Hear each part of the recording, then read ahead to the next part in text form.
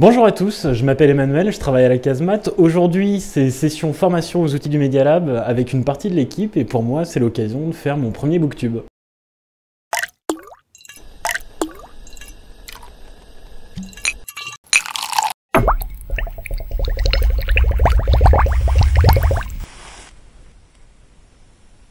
Alors, j'ai choisi de vous faire partager ma dernière lecture en bande dessinée.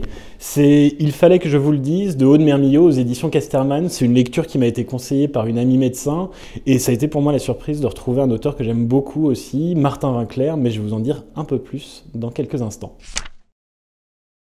Alors, cette BD, ce sont deux histoires qui s'entremêlent. D'une part, celle d'Aude Mermillot, l'auteur, et de son avortement en 2011, des émotions qu'elle a traversées, du dilemme qui a été le sien à cette époque-là, et de la façon dont elle a été prise en charge médicalement.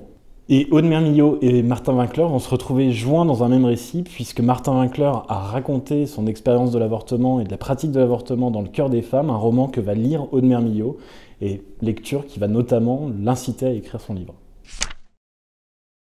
Ce qui m'a particulièrement plu dans cette BD, c'est le partage de deux témoignages qui sont très sincères, qui ne cherchent pas à donner de leçons ni à tendre à l'universalité. C'est aussi le retour sur la lutte pour l'accès à toutes à l'avortement et un retour aussi sur les tâtonnements de la médecine à ce moment-là, tant dans la mise en œuvre médicale, mais aussi dans l'accompagnement des femmes qui faisaient face à cette épreuve. Et par ailleurs, le dessin est très plaisant, c'est pas véritablement larmoyant, c'est pas victimisant, la BD est agréable à lire et je dirais, elle montre qu'il y a encore probablement du chemin à faire, mais elle est plutôt pleine d'espoir. J'avais 24 ans.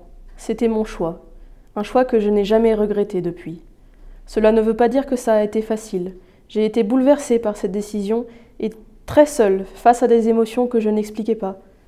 Des années plus tard, j'ai décidé d'écrire tout cela, de dire toutes ces choses que l'on garde silencieuses, dans l'espoir que mon témoignage sera utile et rassurant pour d'autres.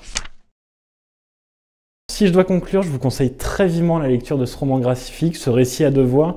Et si le sujet vous intéresse, n'hésitez pas aussi à lire les ouvrages de Martin Winkler, que ce soit Le cœur des femmes, La vacation, Les trois médecins, ou tout ce qu'il a pu écrire autour de la pratique de la médecine.